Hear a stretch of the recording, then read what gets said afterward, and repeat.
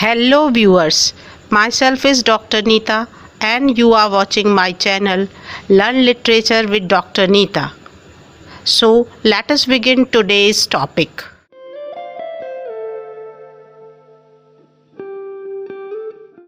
Hello dear students, today we will learn about psychoanalysis part 3rd, and in this video we would discuss about the contribution of Jacques Lacan in the theory of psychoanalysis.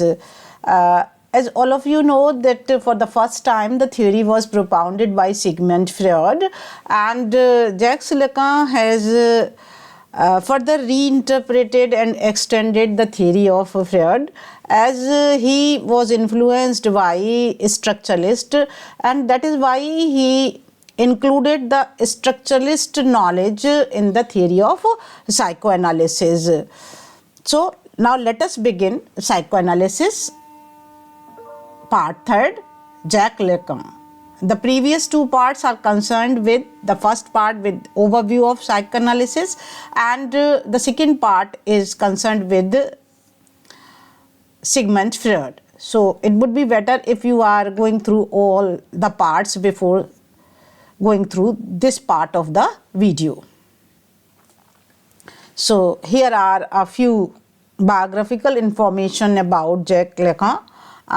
He was a prominent French psychoanalyst, and he made a significant contribution to psychoanalytical theory, and he was so much influenced by Freud that he is often called the French Freud.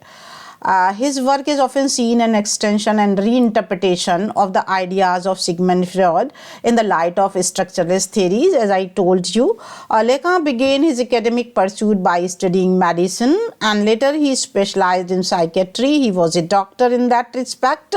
He became interested in psychoanalysis and particularly the works of Sigmund Freud. In his later career, he came to be influenced by structuralism, Ferdinand de Saussure and Levi-Strauss and Roman Jakobson, as a result of which he became famous as a structural psychoanalyst. It means in Jacques Lacan, you would find the amalgamation of two major theories, the psychoanalysis as well as structuralism. He expressed his views not in the published articles, rather through a number of seminar lectures. He arranged seminar lectures for many years, and there he gave his ideas through his lectures. Later on, they were collected together and published with the title Secrets. Some of the most renowned seminar series include the 4 fundamental concepts of psychoanalysis, the ethics of psychoanalysis, the psychosis. In one of the seminars, he presented psychoanalytic interpretation of Edgar Allan Poe's short story, The Purloined Letter. So he is also famous for this psychoanalytic interpretation of Edgar Allan Poe's short story, and even in exams this question is asked a number of times. His significant essay, The Insistence of the Latter in the Unconscious, was also delivered as a lecture in 1957. In 1964, Lacan founded École Freudienne de Paris. It means the Freudian School of Paris, which became a center of Lacanian psychoanalysis and attracted students from around the world. So here I would like to share an information to you that what happened when he was giving lectures regarding psychoanalysis, and he was projecting his ideas through those lectures. What happened once it was thought that he was saying something which was against Freud, and that is why people had not accepted his lectures and considered that perhaps Lacan was going against Freud. But he never accepted this thing, and he said that he is always accepting what Freud has said. So later in 1964, he himself founded Freudian School of Paris, and that school became quite famous, and a number of students from the world came to understand or to learn Lacanian psychoanalysis. Now, what is his approach to psychoanalysis? Lacan developed a unique and innovative approach of psychoanalysis that emphasized the role of language, culture, and social norms along with the unconscious desires. As far as Freud is concerned, he was talking about the unconscious desires in shaping the human subjectivity, while Lacan's approach is further developed as he was also thinking about the role of language, culture, and social norms besides the unconscious desires. He was of the opinion that the unconscious is structured like a language and it is also a product of language. This is a famous saying by Lacan, that he says that language is performing two parts. At one level, it is structuring the unconscious mind, and secondly, the content of the unconscious mind is also shaped by language. So, in that way, we can say language not only shapes how we express ourselves, but also shapes the very fabric of our unconscious thoughts, desires, and experiences. Now, he gave this triadic model of human experience, and he says that a human experience can be studied simultaneously at these three levels. These three levels are the real, the imaginary, the symbolic, and for that purpose he has given this model of Borromean knot. This Borromean knot is having three rings in such a manner that if the one ring is breaking down, whole of the knot would get dismantled. So he was of the opinion that these three levels of human experience, real, imaginary, and symbolic, are interconnected to each other in such a manner that if one is getting disturbed, automatically whole of the knot, whole of the experience would get disturbed. So, to understand it at length, we are moving on the next slide. So, this is the triadic model of human experience. Lacan proposed a triadic model of human experience consisting the real, the imaginary, and the symbolic. And now, what is the real? The real refers to the raw and unspeakable aspect of human existence, including traumatic experiences, bodily sensations, etc. So, to understand it, we can take the example of the experience of the intense physical pain at the time of childbirth or at the time of severe injury. So, this intense physical pain, according to Lacan, is the part of the real order because it cannot be described in words. It is the only thing, such kind of experiences which cannot be expressed in words are of the real order. Now, what is imaginary? Imaginary involves the formation of images, fantasies, and illusions, including the idealized self-image constructed during the mirror stage.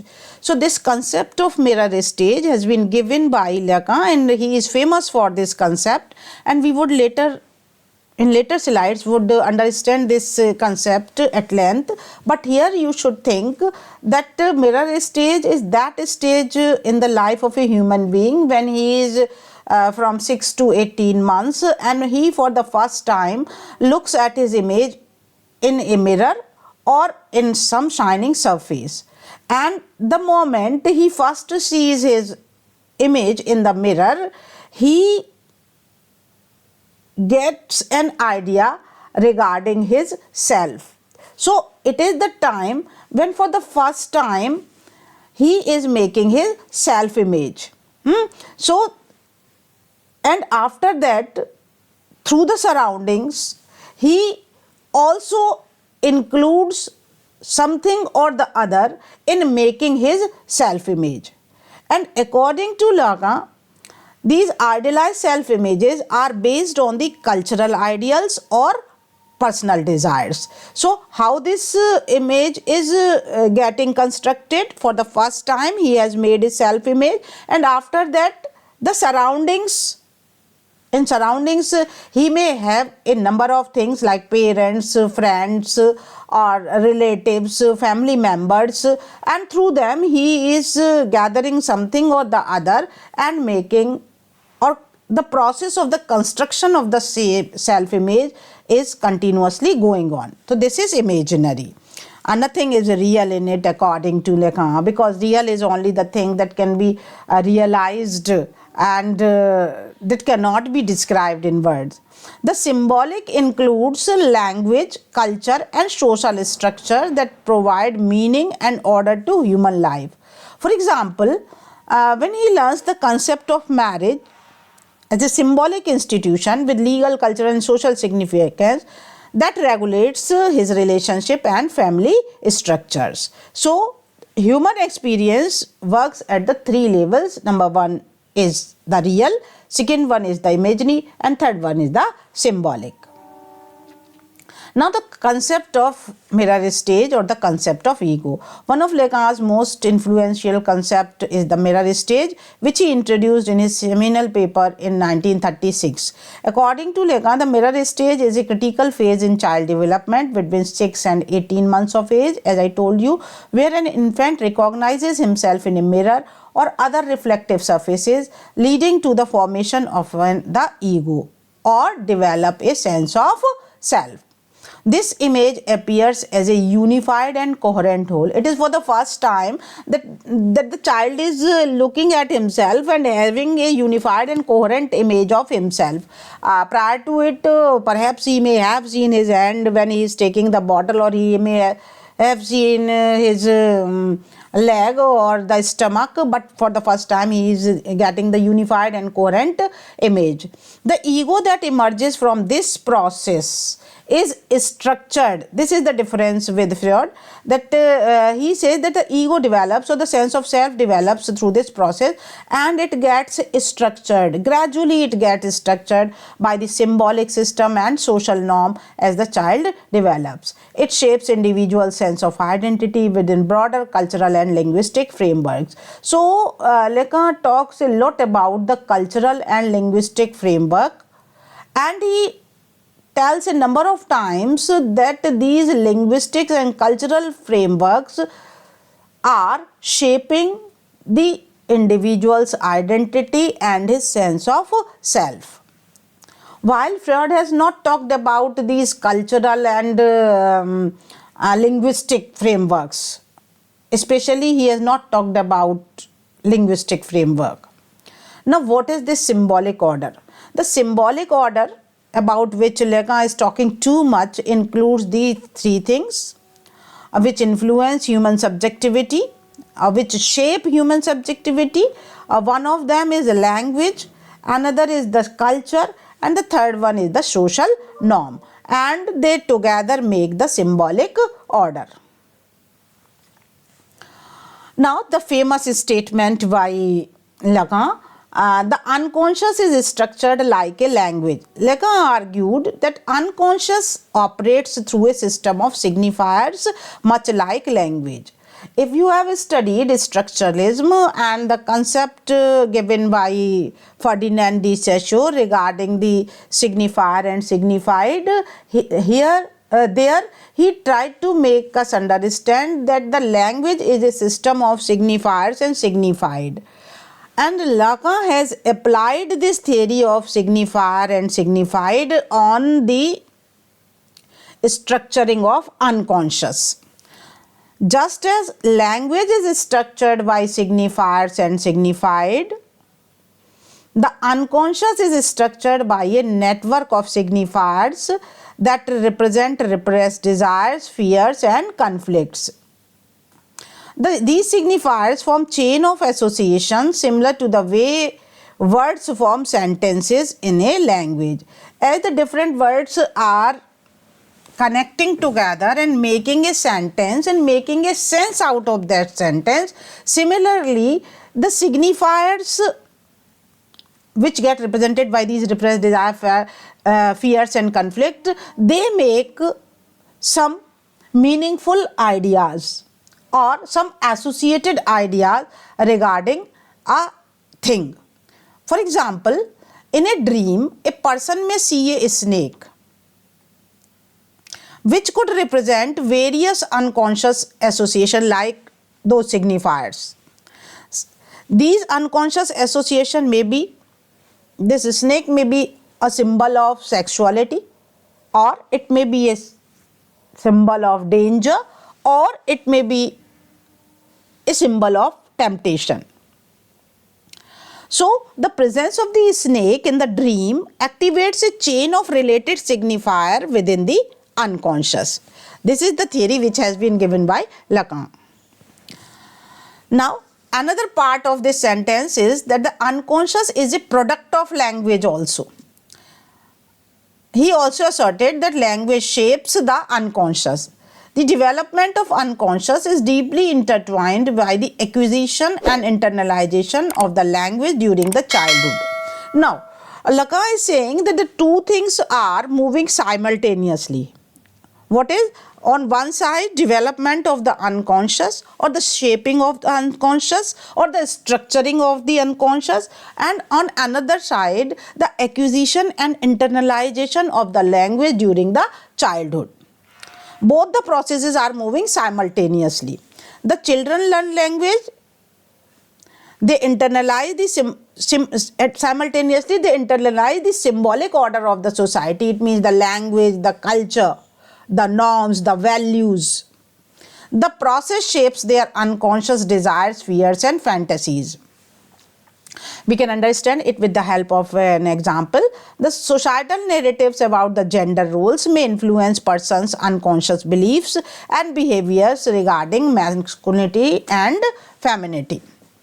So he says that rather we can understand his concept with the help of an example, that the societal narratives in which the gender roles are going to be defined or are expressed, these narratives may influence a person's unconscious beliefs and behavior regarding masculinity and femininity. Similarly, acceptability of certain behaviors expressed through language, it means according to gender, one should be polite or conforming to the gender norms, while rejection of other gets internalized in unconscious, influencing the child's sense of self and behavior patterns in adulthood. So meaning thereby he wants to suggest one thing, that the unconscious is getting shaped not automatically, rather it is getting shaped by the social order, by the values, by the cultural meaning, and also by the language. Now, in such condition, what is the role of this theory in psychoanalysis? In psychoanalytic therapy, as per Lacanian theory, the analyst pays close attention to the patient language. So when the patient is coming, whole of the attention of the psychoanalyst is on the language that is used by the patient when he is describing his problem, and the major attention is given towards the slips of the tongue or the dreams or the free associations. These linguistic phenomena are seen as the manifestation of unconscious, and by analyzing the language or the dreams, they are analyzed, the language is analyzed deeply, and the phenomenon like slips of tongue, etc., are used as the manifestation of the unconscious conflicts and desired expressed through language, and on the basis of the treatment is given by the psychoanalyst. For example, a patient may repeatedly use certain words or phrases in therapy session, which the analyst interprets as indicative of the underlying unconscious concerns or fixation. So in psychoanalysis, linguistic analysis also performs a major role as far as the Lacanian theory of psychoanalysis is concerned. And as far as a student of literature, we can understand that the psychoanalysis, such type of psychoanalysis, can also be performed on the characters of the literary work. Now, there are a few concepts which are touched both by Freud and Lacan, and how they are different in their approach, I have tried to make it clear. So as far as the concept of ego is concerned, both of them have talked about ego, but their perceptions are different. As Freud is concerned merely with the reality testing. Ego, according to Freud, is useful in reality testing and it is used as a defense mechanism, while Lacan is talking about the construction of ego with the construction of identity and the construction of self. And as construction of identity and sense of self is concerned, he is talking that this goes on within the symbolic order and language and culture, etc. So with the help of example we can understand. We can imagine a child looking into the mirror and recognizing himself for the first time. This recognition is significant moment in the development because at this moment he begins to construct a sense of self. Lacan argues that this moment involves more than just a visual recognition. It is also said by Freud that the child develops its ego. But Lacan said that this mirror stage is not merely a visual recognition. Rather, it involves an imaginary identification with the mirror image. And in this manner, he talks about the formation of ego. He is not talking about how ego is used as a defense mechanism, how it is used for reality testing as it has been said by Freud. So if you are not able to get the ideas, then there is possibility that you have not understood very clearly the idea given by Freud. So it would be better on your part if you are going through the video in which the ideas given by Freud had been made clear. Now, these two terms, symbolic order and the unconscious, they are somewhat similar in that respect, how they are getting into the light, how the unconscious is getting shaped, etc. So I have tried to make it clear what is symbolic order according to Lacan and what is unconscious according to Freud.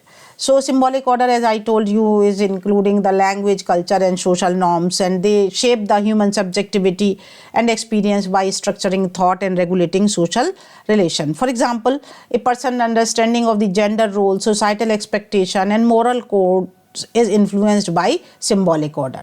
In what kind of culture he is living, what kind of language is being spoken, all these things are influencing a person understanding of gender roles and societal expectation, and simultaneously they structure their unconscious desires and behavior. While how this unconscious is framed according to Freud is a little bit different. The unconscious is structured by the primitive drives id. According to Freud, he is talking about id, ego and superego, and the moral provision superego and the reality consideration ego. According to him, unconscious is a repository of repressed thoughts, memories and desires that are outside of conscious awareness but exert a powerful influence on the behavior. So in that respect, Lacan is somewhat different. He is giving much importance to the symbolic order. For example, an adult may have unconscious desires or fear due to his childhood experiences that influences adult relationship or decision making process. This is the example of the construction of unconscious by Freud. But Lacan emphasizes the role of language and cultural symbol in structuring unconscious, while Freud focuses on the repressed memories and desires. Example of symbolic order and unconscious. Now, with the example, I have given a number of examples to you so that you may easily understand the concept. For example, someone experiences recurring dream of being chased by a horrible figure. Repeatedly, he is seeing this dream. Now, what is the interpretation of Lacan and how the interpretation given by Freud is different from Lacan? We would see here. According to Lacan, the dream may symbolize various unconscious anxieties or conflicts rooted in the symbolic order. And symbolic order, as I told you, societal expectations, language, and his struggle with identity formation and fear for being judged or rejected. These things are under the societal expectation or individual struggle to confront or escape from these underlying tensions. So that is why he is having the dreams of being chased. But from Freudian perspective, the things are different.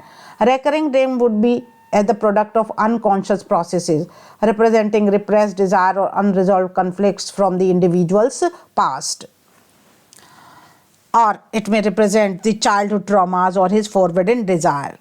The act of being chased could represent individual attempt to evade or suppress these unconscious impulses. So this is the basic difference. He is giving whole responsibility to the symbolic order, while Freud is giving whole responsibility to the individual's unresolved conflicts from the past.